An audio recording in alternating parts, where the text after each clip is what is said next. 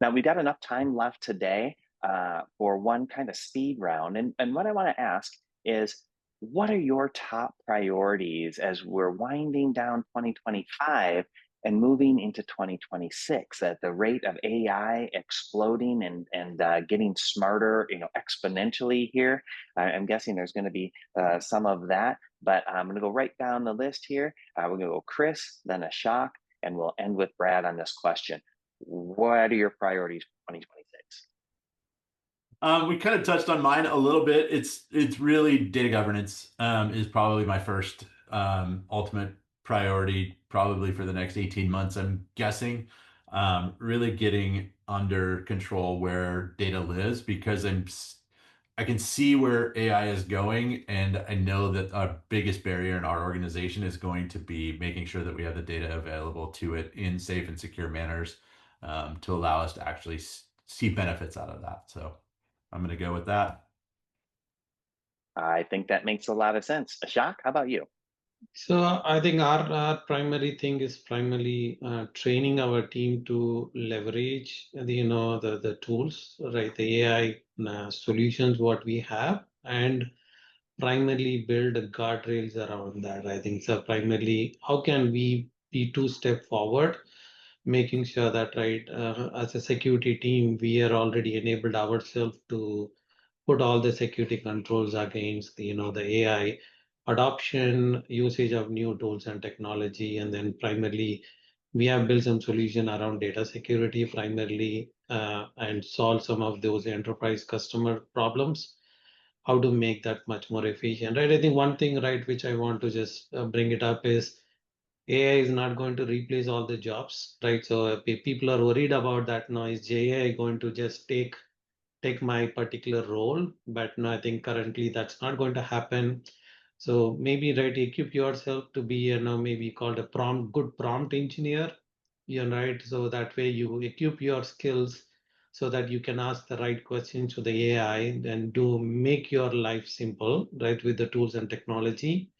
And definitely, right, there is always, right, new areas where you can land and expand. So when I talk to any of my leadership team, I say that, right, we are not replacing, we are actually, right, realigning their resources to a different department or different activities.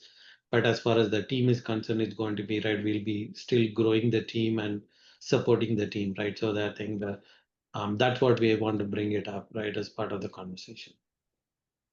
I love that. Prompt engineering is so important. And what I realized in working with AI myself is I never received much instruction in school on how to ask the right questions.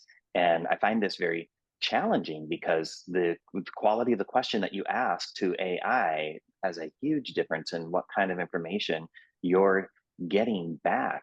And I think that's a valuable skill set. And to your point, your job's not going to be replaced, but it could probably be enhanced and augmented, with some great uh, prompt engineering. So it's a good place to be focused. Thanks for sharing that, Ashok.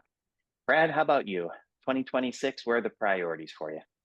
Yeah, well, that's a great. I guess I have to respond to that because I just saw a funny uh article about that of prompting the AI with you're an expert prompt engineer. How would you prompt this? And it's just amazing how important that is. And I agree. I think it was the CEO of NVIDIA in his last earnings report. He said AI is not going to replace your job, but people that use AI will replace your job. So it was a bit intense, but I think there's a little bit of truth to that. Yeah. I'll speak kind of from Veeam's focus areas of 2026, and I'd say, really our mission and our focus going forward for the rest of this year and next year is to help companies, current and prospects, be have their data be more resilient wherever that might be, on-prem cloud, or wherever their data might reside, and in a world where prevention and detection tools fail, that they feel that they have a confident response and recovery strategy, and that's really our focus. Super important. And Veeam's one of the best in the industry at that, for sure. And with data being everywhere, that's exactly what we need. So thanks for your focus there in 2026 on that. I'm sure you're going to benefit many organizations with that. And I'm sorry to say, we've run out of time. Could continue this conversation, I'm sure, for another hour or so. There's so much to talk about here. But I do want to thank our panelists for taking the time to share with us today. Ashok, thank you so much for being here. Thank you. And Kris, we really appreciate your insights today. There's some interesting use cases that have to happen in education, and something that we can all take a little bit away from. So thank you for sharing. Absolutely. Happy to be here. All right. And Brad, your knowledge and experience is invaluable. Thank you for sharing it with us.